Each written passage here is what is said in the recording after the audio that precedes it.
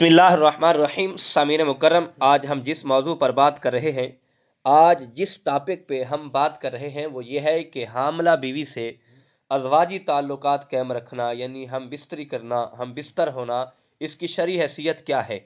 کیا حاملہ عورت کے ساتھ ازواجی تعلق ہم بستری کرنا حرام ہے، ناجائز ہے یا گناہ ہے؟ اس بارے ہم آپ کو آگاہ کرنے جا رہے ہیں۔ تو انشاءاللہ العزیز خاص طور پر شادی شدہ افراد اس کو ضرور سنیں گے تو بہت بڑا فائدہ ہوگا۔ یقیناً یہ ہمارے معاشرے میں بڑے مسائل ہیں، لوگ لا علمی کا یعنی علم نہ ہونے کی وجہ سے ان شکایات میں مبتلا ہو جاتے ہیں، اس ٹینشن میں مبتلا ہو جاتے ہیں۔ تو یقیناً انشاءاللہ العزیز اس بارے ہم آپ کو آگاہ کریں گے تو آپ کو بہت بڑا اس کا فائدہ ہوگا۔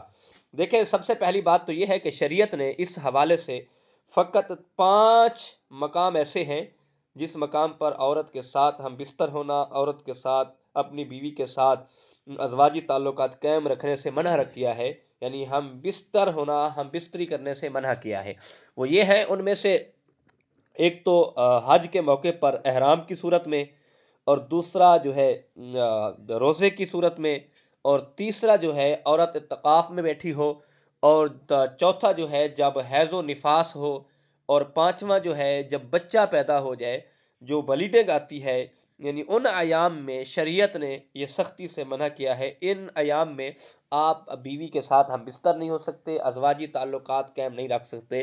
اس کے علاوہ چاہے بیوی حاملہ ہو اور چاہے غیر حاملہ ہو، تو آپ بیوی کے پاس جب چاہیں، جب دل چاہے تو آپ جا سکتے ہیں، کیونکہ کریم آقا صلی اللہ تعالیٰ علیہ وسلم کی سنت کے مطابق وہ آپ کی بیوی ہے، آپ کا اس کے ساتھ نکاح ہوا ہے، تو آپ کی بیوی ہے، آپ جس وقت چاہیں، جب چاہیں تو آپ اس کے پاس جا سکتے ہیں، ازواجی تعلقات قائم رکھ سکتے ہیں، چاہے آپ دن کو جائیں، چاہے آپ رات کو جائیں۔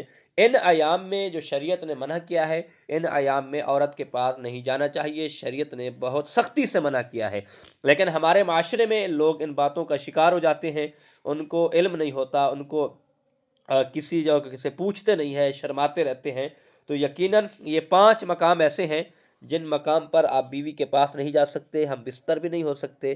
تو اس کے علاوہ آپ بیوی کے پاس جب چاہیں، جس وقت چاہیں تو آپ جا سکتے ہیں۔ یقیناً اللہ پاک ہم سب کو گناہوں سے محفوظ رکھے۔ اللہ پاک ہم سب کو اپنی بیویوں سے محبت اور پیار کرنے کی توفیق عطا فرمائے۔ اللہ ہم سب کے گھروں کو سلامت رکھے۔ اللہ ہم گھر والوں کو اور سب کو خوشیاں نصیب فرمائے۔ اللہ شریروں کے شر سے محفوظ فرمائے۔ اللہ دکھوں کو خوشیوں میں بدل دے۔ تو اللہ پاک ہر کے گھر کو شاد و باد رکھے۔ اللہ سب کی بیوی اور بچوں کو سلامت رکھے اور کامیابیاں عطا فرمائے۔ دعا ہے اللہ عمل کی توفیق عطا فرمائے۔ وما توفیقی الا باللہ۔